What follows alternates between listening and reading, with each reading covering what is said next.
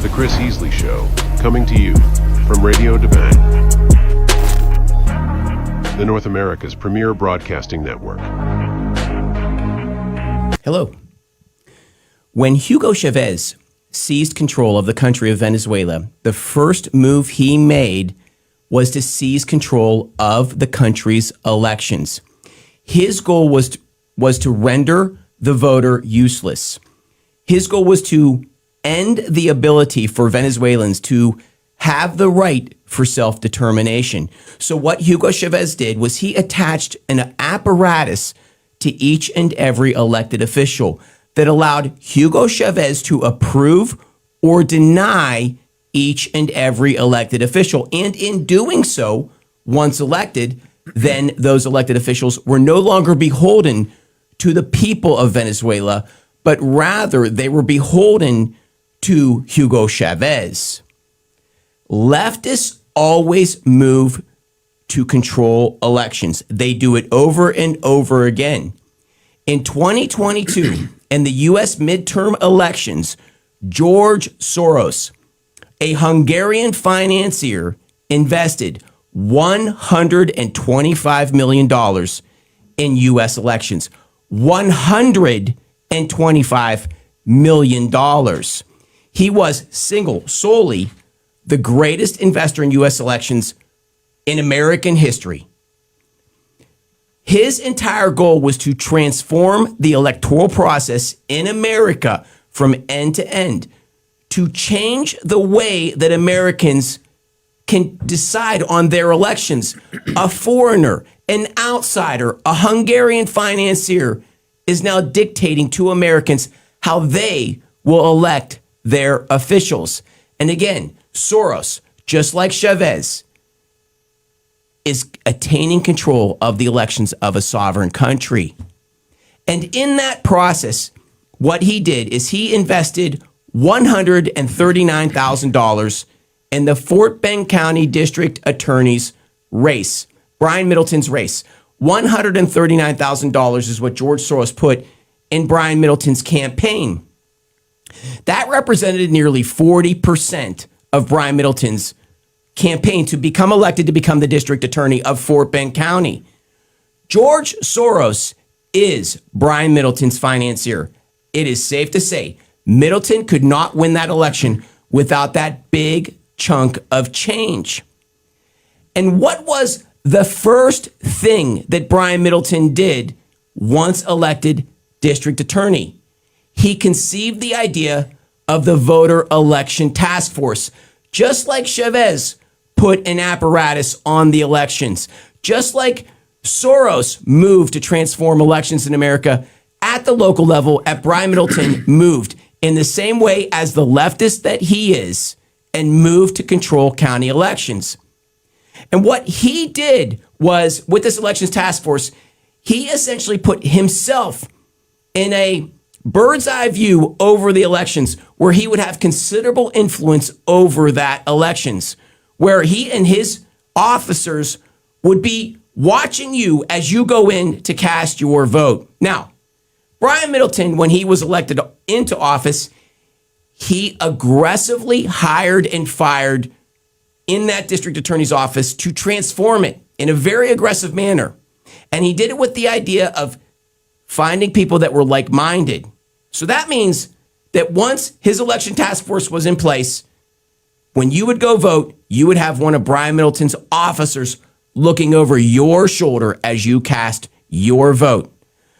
This whole fraud was built on the idea of election intimidation. Election intimidation. Supposedly, Fort Bend County at that time had a problem with election intimidation, where conservatives would show up to county elections and intimidate voters. So we needed the heroic Democrats to stand in their way and defend the little guy, defend the voter. That's the story they were selling you. Now, Fort Bend County's been in existence for hundreds of years, and never before was election intimidation an issue.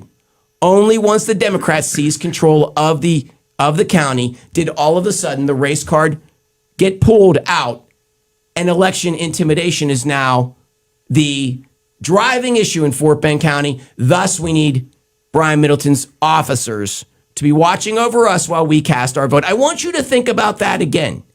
We have an elections administrator that is in charge that we elect to control elections. But your county district attorney made a move to have his men watching you while you vote. So the question is, was Brian Middleton making a campaign to render the voter useless? Was he making an effort in Hugo Chavez fashion, like the leftist that he is, in George Soros fashion, was he attempting to influence the self-determination of Fort Bend County? Was he attempting to remove that ability of the citizens of Fort Bend County, that right for them to have self-determination? That's a question for you to decide. And this is the Chris Heasley Show. And on today's show, we have, for the longest time, because Soros would drop so much cash into that election for Middleton, nobody would go up against him. But today we do. Today we have attorney Shawn McDonald, correct? Yes, sir. Okay, great. And Shawn, you've announced your campaign for county district attorney, correct? That's correct. Great. Well, Shawn, it's good to meet you. Thank you. Thanks for having me. I appreciate it. And thank you for being on the show. Yes, sir. So tell us about yourself. I've been practicing in Fort Bend County for almost 25 years now. I've been an attorney since the summer of 2001. Grew up just north of here in the Woodlands. Played some collegiate football and volleyball. Went to law school in San Antonio, and ended up going to East Texas, where they put me in a felony court as my first job as a prosecutor. And I was in front of a judge who wanted to try cases, so we tried a lot of cases in almost 4 years. I then transferred to the Fort Bend County District Attorney's Office, and I was there for almost 3 years. And then in 2006, I opened my own defense firm, and I've been practicing criminal defense since then. I've been a municipal court judge in the city of Sugar Land for right at 5 years. I just had to resign because I can't run and be a judge at the same time.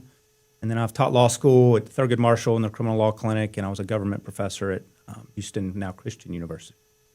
So Fort Bend County is my home. We've lived out here since 2015, and I'm raising my family out here, and I have a wonderful wife and 12-year-old daughter who's a gymnast and absolutely loves it. Very good. Excellent. Yes.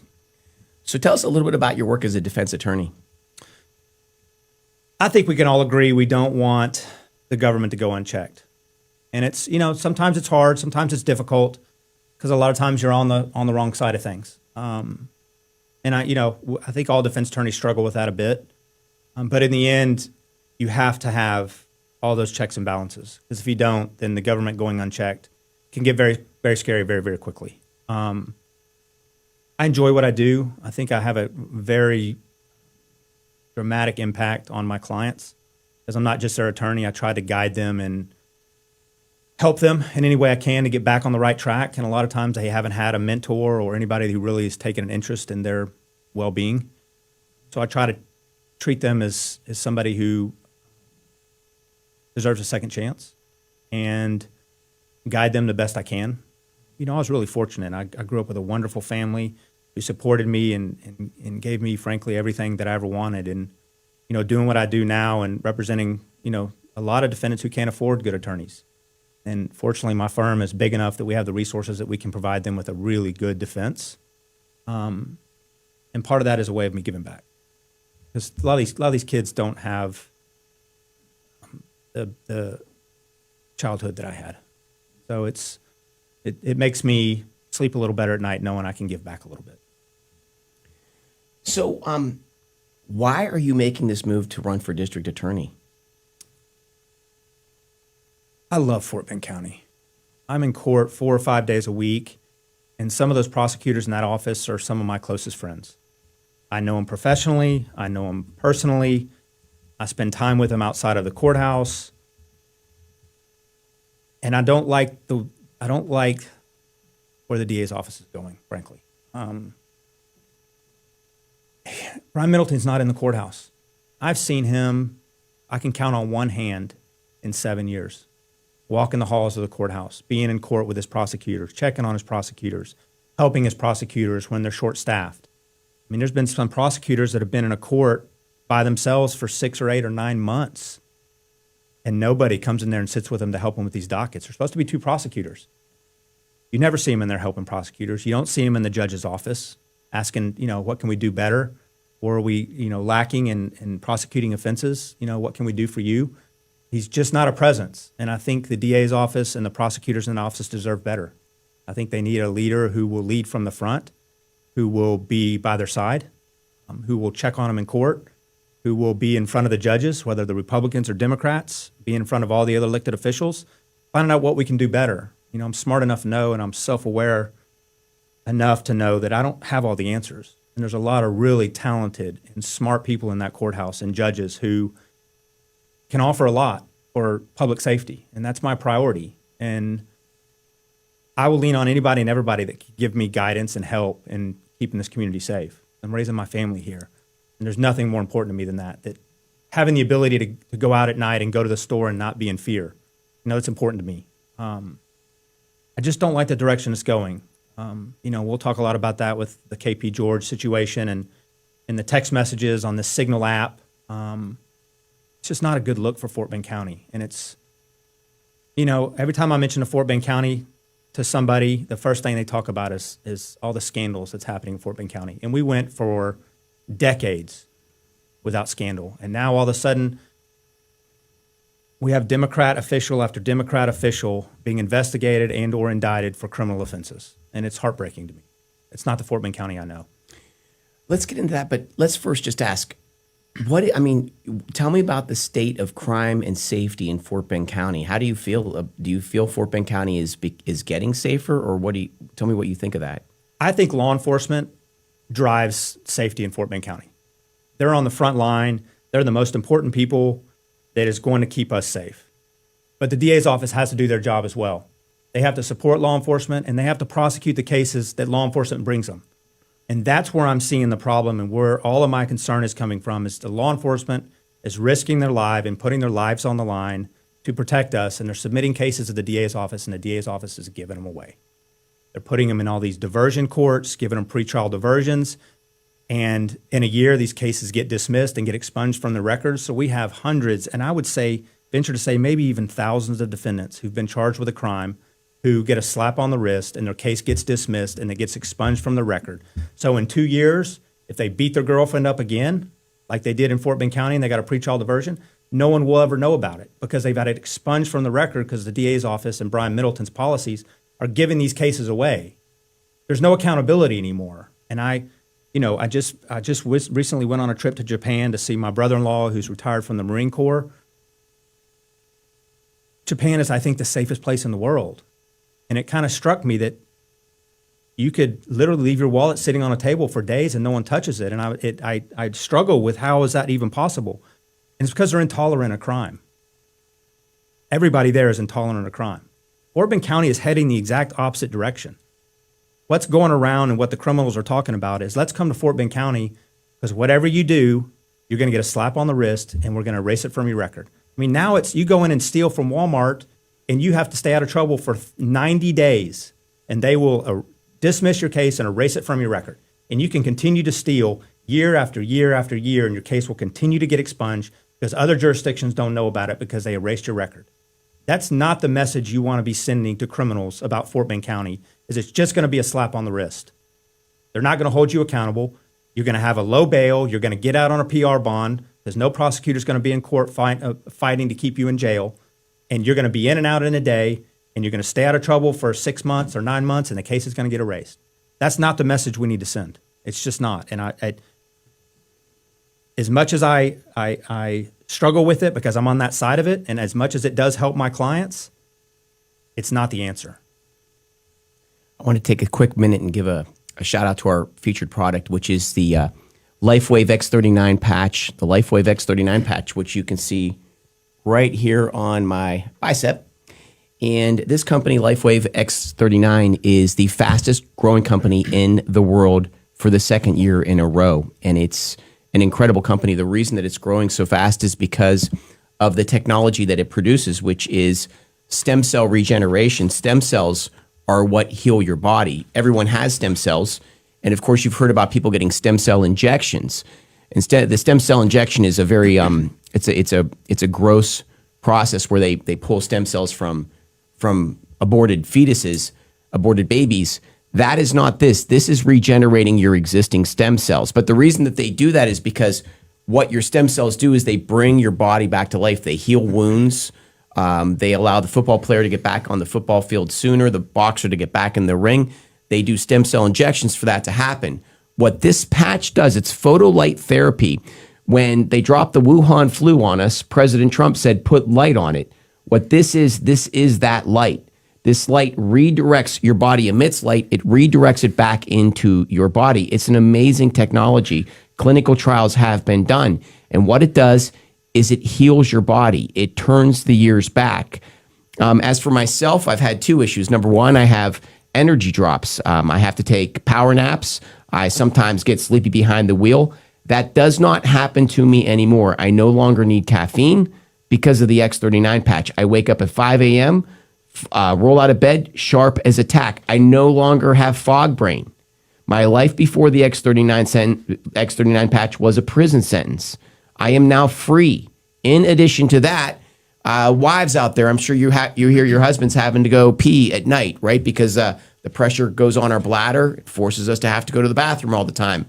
This X39 patch has relieved that pressure for me. One more prison sentence that is over. It's incredible. Maria in Fort Worth fell in the shower for 10 years. She had excessive headaches. She puts the X39 patch, and in a day, these massive headaches go away. David in Dallas had patches begin to form in his eyes. He was losing his eyesight. He takes the X39 patch, and his eyesight heals. He's an ex-football player. His knees heal. I can go on and on. It's the X39 patch. I have a friend who's a PTSD war veteran. He has to take excessive medicines at night to sleep. No longer with the X39 patch. So this patch will have a reformative effect on your body. It's the X39 patch. And to receive a sleeve of 30 of these, it's $100. That's 1 month's supply. And in order to get those, text the word Patriot to 330-606-2304, and the link will be sent to you. Thank you very much. Okay, so we were talking about, you're saying that cases are not being prosecuted in Fort Bend. Is that essentially what you were saying?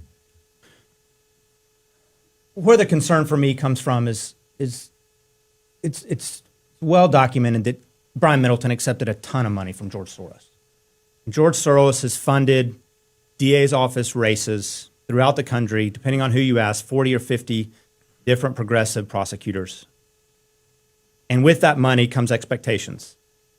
And we can't be running social experiments and having to answer to New York billionaires about public safety and public policy. But when you're taking, you mentioned $130,000 or $40,000. I think it's upwards of $800,000 that George Soros has given to Brian Middleton. So I want to say this. We had a debate earlier in the show. How much money did Soros actually give to Brian Middleton? My number is $139,000. But Shawn, you're telling me that the number is much higher than that. The documents you have is directly from George Soros for $139,000. His name is on his campaign finance reports. 3 days before that, I'm showing a $629,000 donation to Brian Middleton from a PAC that George Soros is tied to. So we have to understand how far the left is going to infest our local governments.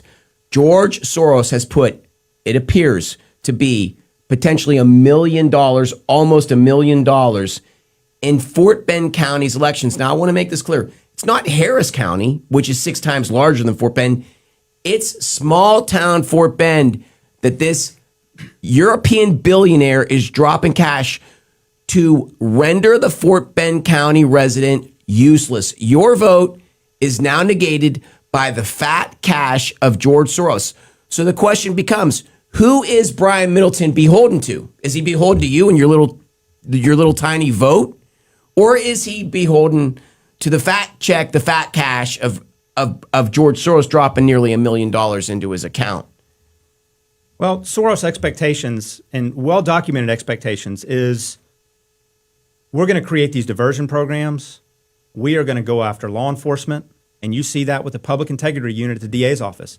I don't know how many law enforcement officers I've talked to who are terrified that they may unfortunately make what the DA's office thinks is a mistake and the Public Integrity Unit is going to come after them. I've heard them express concerns about the DA's office acting like they're a law enforcement agency now. They are sending out investigators to investigate crimes. If I may say, the Public Integrity Unit, it was the incident in Minnesota. What was the man who was beaten by police and killed? George Floyd. Yes. So George Floyd happened up in Minnesota, and Brian Middleton initiated, as I understand it, he initiated, what is it called again, Shawn? The Public Integrity Unit. The Public Integrity Unit. So I want you to think about this from our officers' perspective.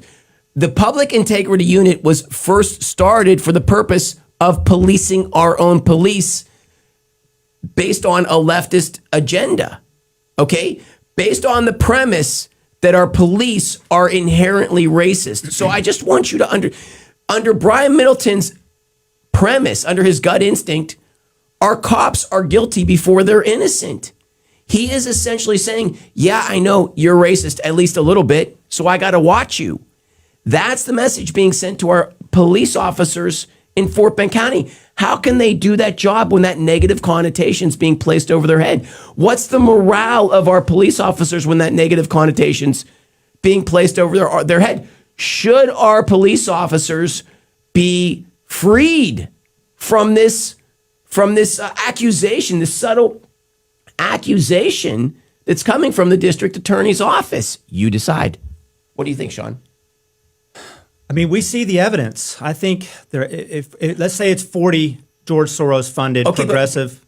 No, I answer. Go ahead, say what you want. I want to hear what you want to say, but also I want to know about that Public Integrity Unit. What you're saying about it? Well, I mean, from my standpoint, it's an intimidation unit. Okay, go ahead. Tell me. It's an intimidation unit. Uh-huh. And law enforcement needs someone that's going to stand behind them. And creating a Public Integrity Unit, I think, to intimidate law enforcement. And trust me, I've heard. This isn't my word. You want water? Yes. Law enforcement's concerned.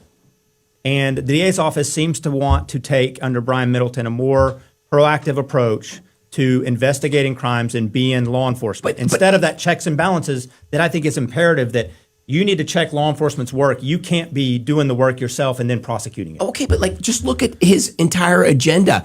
He is socially re-engineering our entire county government. The county government has been laid in stone by the founders of Fort Bend County. We don't need Brian Middleton to be creating this apparatus and that apparatus on the county government that meets his political ideology. Go look at Brian Middleton's career. He starts his career as a race baiter. You just go YouTube him. The videos are out there. You know, his entire premise is that, yeah, America, you're racist just a little bit, and Brian Middleton's going to be the one that decides whether you're guilty or innocent of that racism. Brian Middleton puts himself in the perched position to judge you. How condescending is that? How arrogant is that? He doesn't care about the voter because he's getting $1 million from George Soros, so he gets it. Then he takes the high seat and he looks down, drops his nose down, looking at you because you're the peasant, you're the racist. Why does he doesn't need to answer to you. He's got Soros bringing the cash in. So he's going to create the elections task force to watch you, not to watch Soros. No, we're not going to talk about him. We won't mention his name. Brian Middleton doesn't mention his name. He talks about you, though. We're going to create the election task force to make sure you don't intimidate the voters. You're the problem, Fort Bend County. Now we're going to create the Public Integrity Unit to make those police be honest. Brian Middleton always in the perched position, drawing opinions on you, judging you. Arrogance, leftism, same old. I'm sorry, go ahead. I mean, we can see the evidence. I think, let's call it 40 Soros-funded DAs who've been elected. 21 of those got voted out of office. Several of those got removed by the voters because of their soft-on-crime policies and the devastating impacts it had on their communities. And we're seeing it. And it's the same exact Soros-funded political ideology that is tried and true in all these other communities that failed. Low bonds, war on law enforcement, be nicer to the criminal, diversion programs, don't enhance, low-level drug offenses, we're not going to prosecute. Drugs in schools, we're not going to prosecute. We're going to give them diversion programs. It's the same exact political ideologies and political agenda that's been tried countless times throughout this country. And the citizens of that county have voted out half of these progressive DAs who've been elected because they see what happens. I think Brian Middleton, he sort of gets a pass because he's right next to Harris County, which is absolute toxicity, right? The bail bonds, the bail bond issues that they have there. So the truth is that Harris County, unfortunately, is already spoiled. It's a spoiled sandwich. So we're all trying to save that spoiled sandwich and bring it back to life. Fort Bend County is still livable. It's still decent, but Brian Middleton is in the process of spoiling that sandwich. So because the sandwich isn't spoiled yet, Brian Middleton gets a pass because we're always looking over at Harris County. We should be looking at Fort Bend County. It's the spoiled sandwich that's in the incubator. He's cooking it a little bit longer, until it's fully spoiled.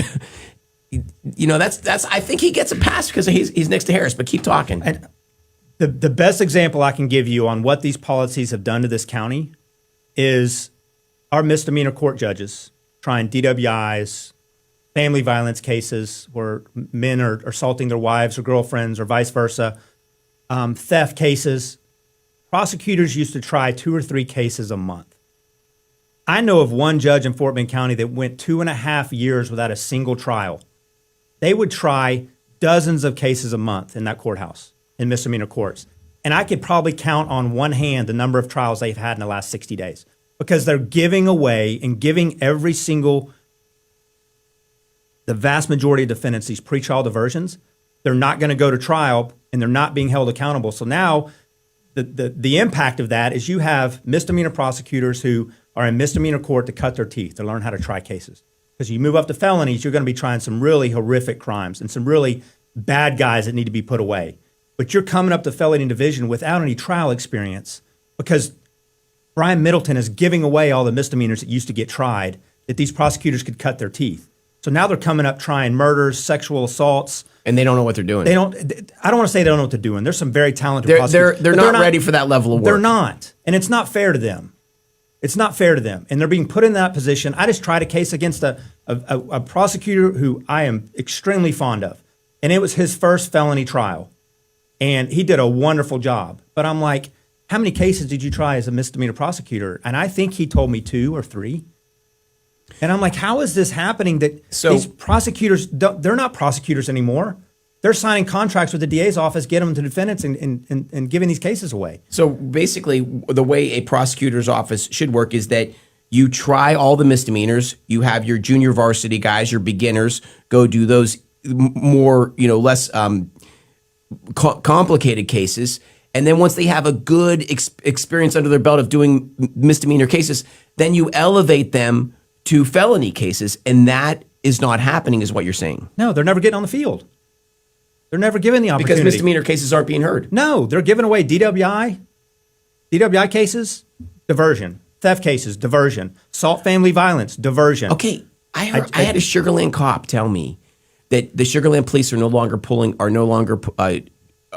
arresting anyone for DWI because if you arrest someone for DWI, you have to spend a day. It's a day of doing the paperwork, and then you hand it over to the DA's office, and Brian Middleton's tearing it up. He won't prosecute it.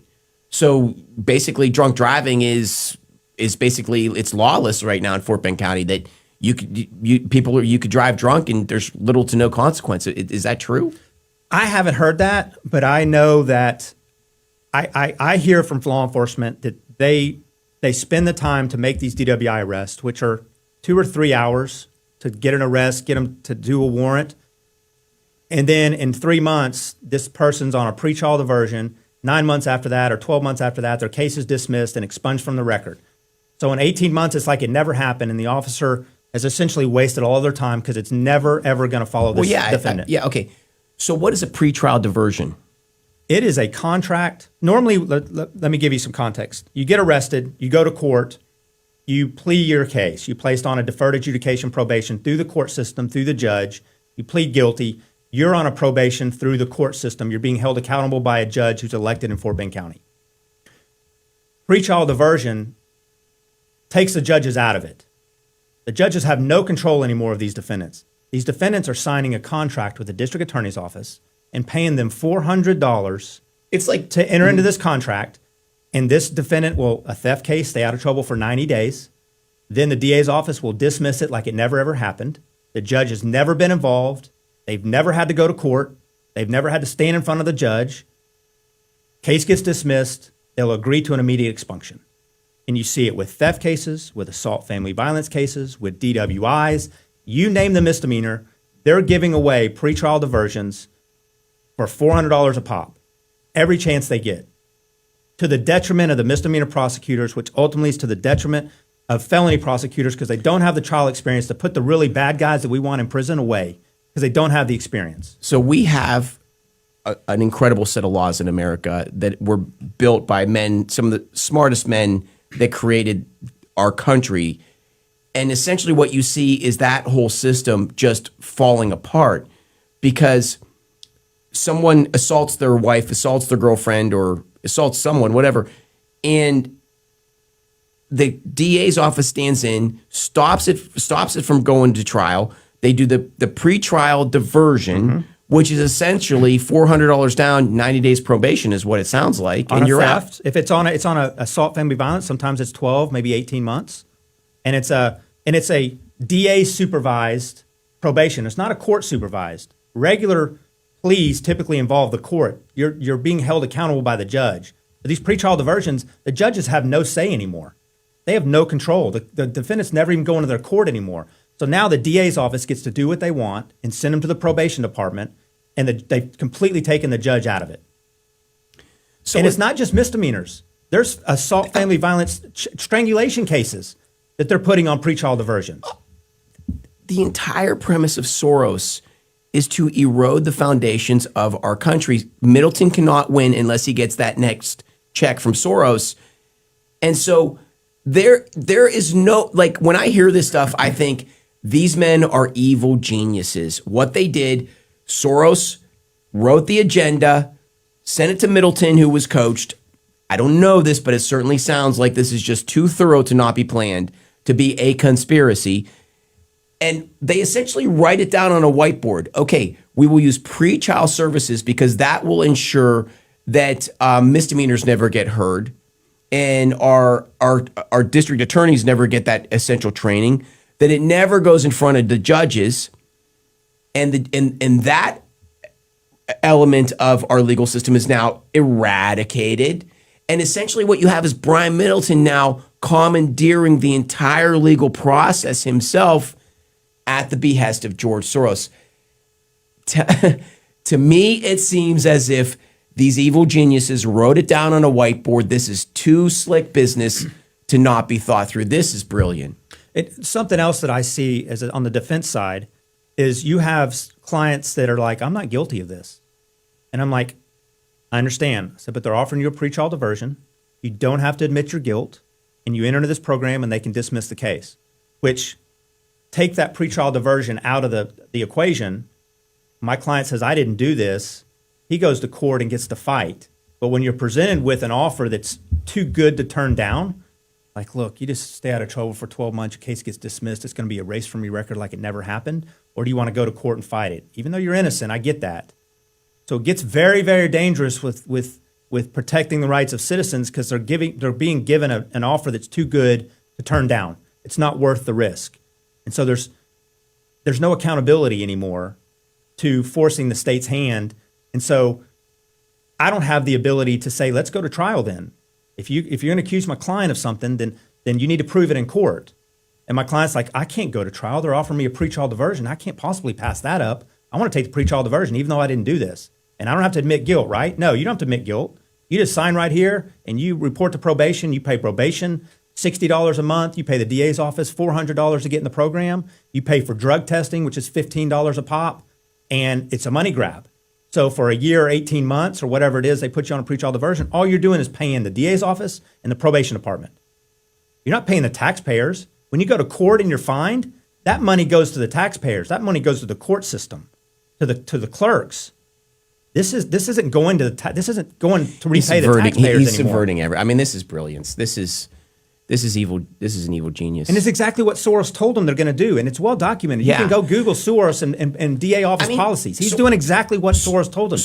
Soros said, I would rather fund, I'm paraphrasing, he essentially said, I would rather fund district attorneys than fund campaigns of state representatives, because it is the state representatives that write the laws. And Soros thought about putting his money at the men who write the laws, but that is a harder, more arduous process. So Soros came up with the second idea. Wait a minute, I'll just fund the district attorneys, and then I will tell them what laws to enforce and not to enforce. So essentially, you have George Soros rendering our state assembly, our state House of Representatives, our state senatorial house useless. The whole state's being commandeered by a European financier, George Soros. The intake division is a complete disaster. For some reason, Brian Middleton implemented a policy that they must watch every single video of every single case before they can accept it. And the chief of that division is wonderful. They work tirelessly to get through these cases. But to expect these prosecutors, because some of these, even at DWI, there's going to be 3 or 4 officers on scene. That's 3 or 4 officers, an hour video. That's 4 or 5 hours of an officer's videos that you have to watch to accept a single DWI case. And now we're seeing defendants arrested, either sitting in jail or bonding out, and getting a low bond, because now the DA's office knows it's going to take 6 months for a case to be sent through the system and accepted, because if it's not accepted, you can't start the court process. So for 6 months, it just sits there, and it doesn't matter what the offense is. It could be felonies. You have victims waiting for justice because Brian Middleton thinks it's appropriate for every single video on every single case that's ever filed to be watched before he files the case. It's absurd, and it has delayed the system, and now all we do is take calls from clients, and the DA's office is taking calls from victims every single day asking, why is it taking so long? Justice delayed. It's a tragedy, and victims should expect swift justice in this county, and they're not getting it. These cases languish for 2 or 3 years. There's cases on intake that have succeeded a year that I've personally handled. I mean, it's a tactic to render the legal system useless. And you know what they're doing? Yeah. They're paying the probation department $40 every single month while they're on conditions of release. So imagine that. Thousands of defendants, you delay intake from 30 days to 6 months. You just made an extra 5 months worth of $40. You've made $200 a defendant just by delaying intake because they're on pretrial conditions of release.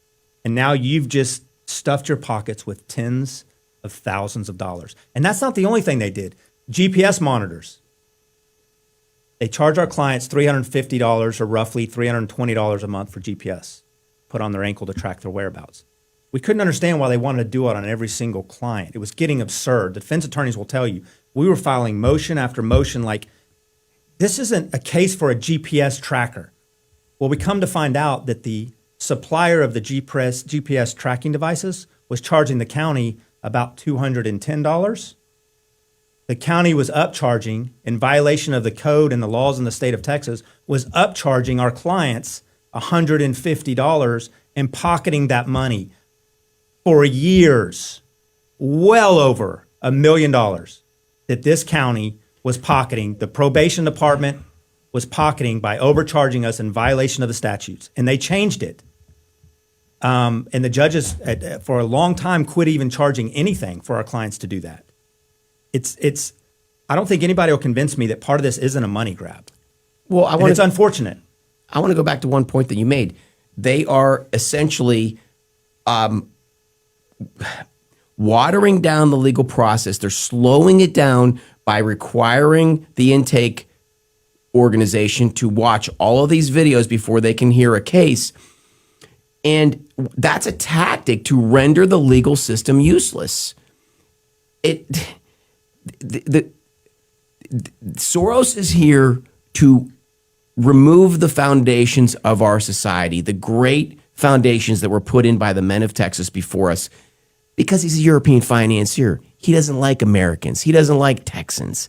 So he's come with this insidious method to take out our society from within. And so what they do, they put all these incredibly bureaucratic processes in place to slow down the system so that cases don't get heard and the legal system becomes inept. It becomes benign. It no longer works, and lawlessness reigns. It's to the detriment of victims in this county. And that's why I'm running, is Brian Middleton is more concerned with protecting defendants and making sure that they aren't held accountable and giving them all these diversion programs. Soros don't care about the victims. He's not out there. Have you ever heard him? Can you find any article about him talking about protecting victims and victims' rights and standing up for them? That's not what his policies and his political agendas, that's not the end game. That's why I've got to stand up. That's why I have to run. Someone needs to protect the victims and say enough's enough with protecting these defendants and giving these cases away. Someone stand up and protect these victims and make this community safer. Community safety shouldn't deal with political agendas. And that's where we're at, unfortunately. It's not fair that 2 or 3 years go by before you can see a courtroom as a victim. I have a question for the audience, okay? Every elected official is beholden to report to the citizenry and no one else. That is law. That is a requirement. And if an elected official is reporting to a foreign adversary, to a foreign entity, if an elected official is an operative here acting on behalf to foreign interests, my question to the audience is that an act of treason? That's my question for the audience. Is it an act of treason to do what everything that's being described here in this show today? You know, because the crime is subtle, because the crime is behind the scenes, is it not still a crime? When you write down a conspiracy on a whiteboard, where you plan out how you're going to take down a county, a country, a government, is that not an act of treason?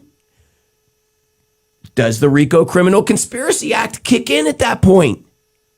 When are Americans going to start standing up for law and order in this country? We're going to allow these elected officials to put their shiny smiles on the camera and just tell us that to be good citizens, and we're going to take that?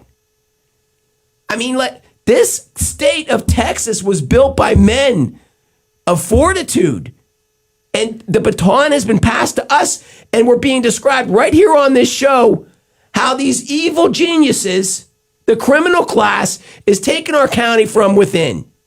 Are the people of Fort Bend going to sit down? Go ahead, Shawn. We need some local control, and that's why I'm in this race. My agenda is with the people of Fort Bend County. That's where my loyalties lie. And that's why I'm in this race, because somehow we've gotten off track of that. And I see it every single day in the courthouse. I see it with the prosecutors. I see it with law enforcement. And it's just not the direction that I am comfortable standing by and watch happen. Well, I appreciate someone stepping up. The big question is, nobody would step to Middleton because he's got the big Hungarian financier in his back pocket. One theory I heard is that the Republican Party didn't want to run against him because if they ran against him, Soros money would come into the campaign and it wouldn't go just to Middleton's campaign. He would disperse it to all Democrats. So the entire Democrat, all elected officials would be, ramped up with money, cashed up. But you have the courage to stand up to this guy. I mean, is it not a futile effort when you have Soros money behind him? Well, we saw it in 2018 was a shock to everybody. The Democrats swept every single race in Fort Bend County. That's because of George Soros funneling $700,000 or $800,000 into this county and stole every single race that involves our criminal justice system in this county.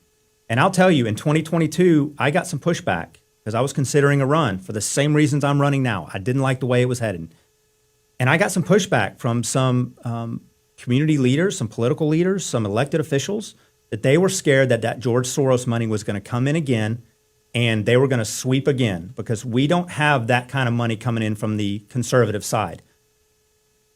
For a variety of reasons, I chose not to run in 2022. But I'll tell you, I met with as many community leaders and elected officials as I could possibly meet with over a 2-month period. And every single one of them was like, you've got to run. We're not afraid of that Soros money anymore. There is a difference now than it was in 2022. The energy in this party, these elected officials who are willing to now fight and stand up for what they see is going south with the district attorney's office and in the safety of this community and the criminal justice system. Not a single person gave me any pushback. Every one of them encouraged me and told me I have to run because a change needs to happen. I'm going to tell you one thing. These stories these insights that you have are not known in Fort Bend County. I think everybody's suspicious, but they don't understand the legal system as you're explaining it here today. And when I walk amongst Republicans, I think they're all afraid of Brian Middleton because all I ever hear from Republicans is he's a good man. He's going after KP George. I mean, how can you say that when we watch the show? I mean, Shawn's going through tactic after tactic after tactic where he is unraveling the foundations of our county, and our county Republicans are just like, well, he's a good guy. It's frustrating. And I've known Brian for a long, long time. I've known him for, I guess, probably when I first started out here in 2016. I respect Brian. I think Brian has a good heart. There's a lot of good people that he's put in that office that are really good prosecutors. But his policies are not what's appropriate and what's Fort Bend County needs. I'm going to say that if Soros came to me and said, hey, you run for whatever office and give me, first of all, if anyone even had the thoughts to do the stuff that he's doing, we'd be all locked up. But if Soros came to me and said, hey, I'll drop money on you and make your political career, I would say no, because I love my country first. So when a man takes that money and then takes action against law and order in Fort Bend County, I don't know. So we're not allowed to question his character at that point. I'm going to go ahead and just, I like people that are patriotic. I like people that are fighting for the country. I don't like the ones that are fighting against it. So I'm not going to sit here and say good things about anyone right now. Go ahead. And we can see, I did some research on where this Soros money, what counties and what areas of the country it's going to with all these progressive prosecutors. And Chicago, Alameda County, California, Contra County, California, Philadelphia, LA, Austin, New York, Dallas County, Bexar County. All of those communities have crime problems. All of those communities are having public safety issues. Every one of those communities you can pull articles that talk about law enforcement not feeling supported and are tired of the progressive policies because it's not good for their community. Every single one of those jurisdictions. I did the research for 4 or 5 hours today to see what these policies and how what's the result of those policies. And it's every single one of them is law enforcement is publicly going after the district attorneys because they're not upholding the law and they're not supporting them. Every single one of these George Soros DAs that he put money into, it's the same complaint by the law enforcement agencies in that community, and the crime rate is through the roof. I don't know how morale can be good in either the Fort Bend County Sheriff's Office or the Fort Bend County District Attorney's Office when those men in those offices, I know they're good men, and I know that they sought those careers for the purposes of law and order. And then when you have this new element that is this, I won't say progressive, I'll say it's commie Marxist. These commies come in and subvert our legal process. I got to think morale's hugely spoiled in these in the DA's office, in the sheriff's office. We're going to pull some data, and I'm going to pull data from 2015 until 2025. I can count on probably 3 fingers the number of pretrial diversion cases I got when John Heasley was in office for my time here since 2006. So let's call it 9 years. I can probably count on 3 fingers, and I'm not sure it's that many. I've had, since Brian Middleton took office in 2019, I bet you it's 100-fold the number of pretrial diversion cases and dismissals since he took office over when John Heasley was here. And that's concerning, because that's the expectations of Soros, and that's exactly what Brian Middleton has done. And I'm going to pull the data. We're going to do open records request, and I'm going to show you the data.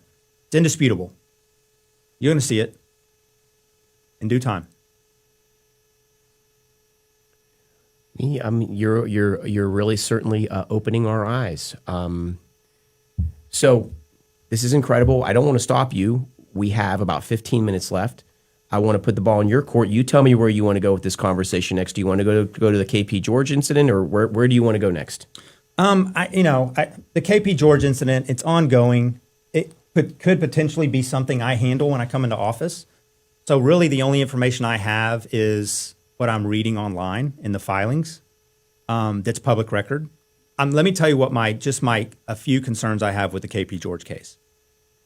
Is number one, the DA's office, Brian Middleton, his first assistant, shouldn't be talking to individuals about criminal cases on Signal, which is an app that destroys the messages after they're sent. Okay, first tell exactly what the accusation, or if there's actual evidence, tell me exactly what happened. So, again, based on the filings that are from KP George's attorneys, that my understanding is what the DA's office turned over to them, there's messages between Terrell Patel, who has now since pled guilty to the fake Facebook post to make everyone believe that Fort Bend County is a racist county, therefore you must elect Democrats. He was prosecuted for that. Fortunately for us, he was recording conversations with Brian Middleton, and he was taking screenshots of text messages that is sent on this encrypted app that destroys the messages so they can't be preserved. Which is called Signal. Signal. He was taking screenshots of the messages he was having with Brian Middleton.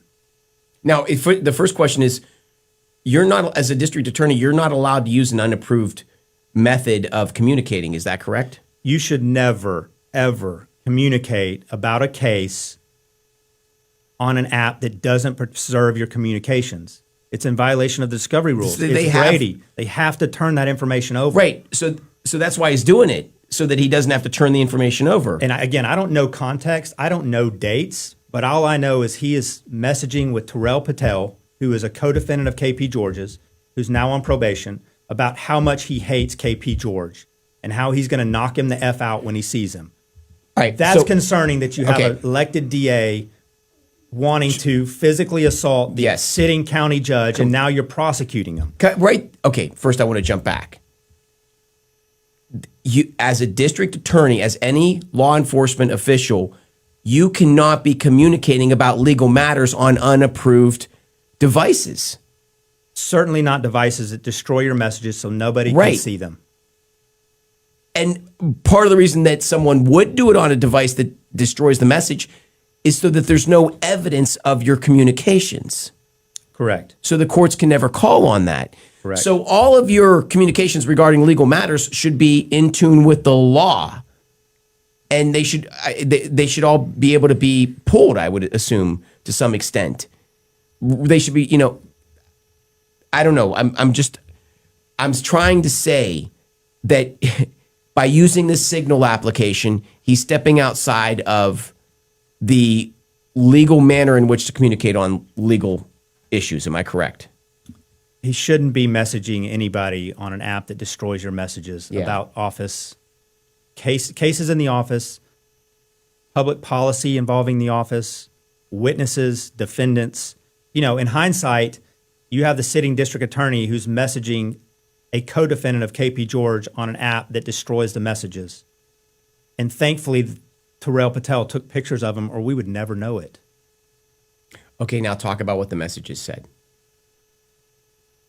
The most disturbing is how much he despises KP George, and how many, and this is probably the most concerning for me, is how many complaints and investigations his office has conducted that he's suppressed when KP George was a political ally.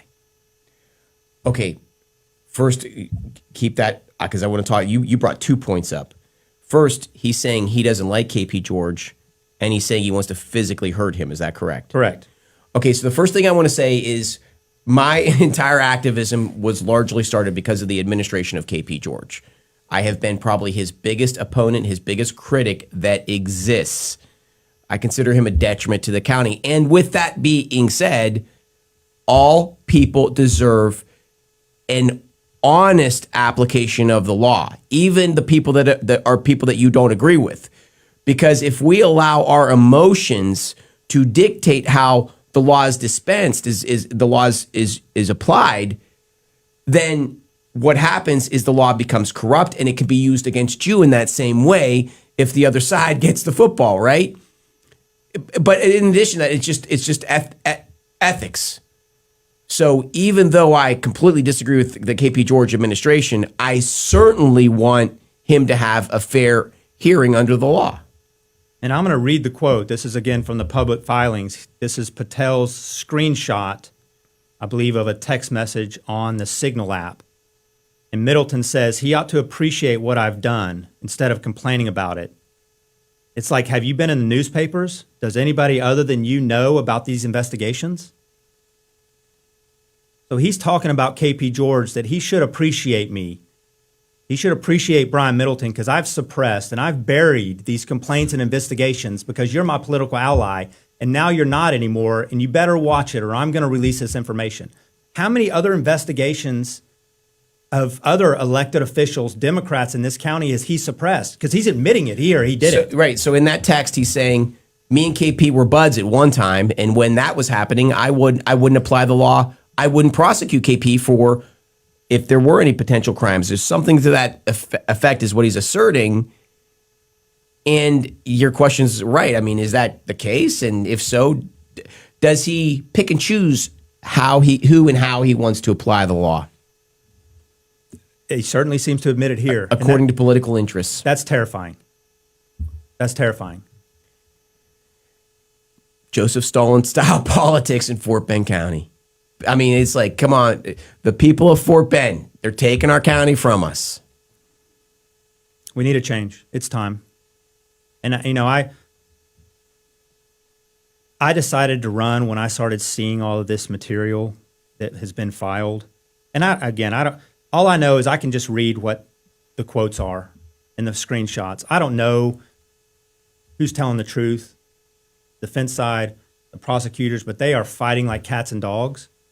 But I can tell you when you're the sitting DA and you're talking about keeping investigations of the sitting county judge secret because he's your buddy, that's against everything I've ever stood for in my life.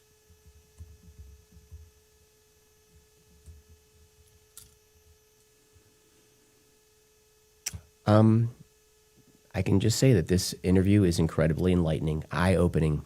I really appreciate you coming forward. So we have about 5 minutes left. Is there anything else you want to cover?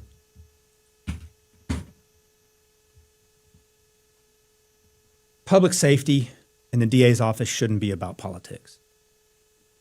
We all want the same thing. Whether you're a Democrat, you're an independent, you're Republican, all of us want the same thing. We want to be safe. We want our families to be safe. We don't want drunk drivers on the road. We don't want to be assaulted going to the store. We don't want to be robbed. We don't want to be shot. We all want the same thing. And sadly, it's become political. And that's unfortunate because people are going to vote party lines just to vote party lines and not really focus on what's really important. Yeah, I mean, really the people that are most vulnerable to this are our smallest people, right? When a county becomes lawless, what does that mean? It means the people that are weak, the elderly, are the women of Fort Bend County coming to and from the grocery store. When predators know that the law is not being applied, they become opportunistic and they begin to prey on people. They do. And word travels fast amongst criminals. And I was given this example the other day. There's towns throughout the nation that don't enforce sex offender registration. They just don't have the capacity or they choose not to enforce the law. And within a couple of months, you will have dozens of sex offenders move into those communities because they know no one's enforcing that law. You ask anybody about Montgomery County. You ask any one of my clients and they're going to say, we're not going to Montgomery County to commit any offenses. They hammer people out there. We're staying out of that county. That's not our reputation. Fort Bend County used to have that reputation. We don't have it anymore. And that's because of these progressive policies that Brian Middleton is beholden to because he took $700,000 or $800,000 from George Soros. And it's a policies that's failed across this country. And here we are in scandal after scandal after scandal with Brian Middleton admitting that he is suppressing investigations of the sitting county judge when he's a political ally. That's not the Fort Bend County I know. It's not the Fort Bend County I Again, it was an incredible interview. Well, thanks for having me. I appreciate it. Incredible. I can't say enough about it. You certainly, spelled out the issues in Fort Bend County. That's information that I've acquired in almost 25 years walking the hollowed halls of that courthouse. Well, thank you very much, Shawn. Thanks, Chris. I appreciate you having me. This is a good conversation. Let's do it again. All right. So, Shawn McDonald, running for the Fort Bend County District Attorney's Office. An incredible hour. I appreciate your time. Yes, sir. And this is Chris Heasley with the Chris Heasley Radio Show. We will be back in 1 week with one more hot topic. Have a great week. Thank you very much. This is The Chris Heasley Show, coming to you from Radio DeBang, the North America's premier broadcasting network.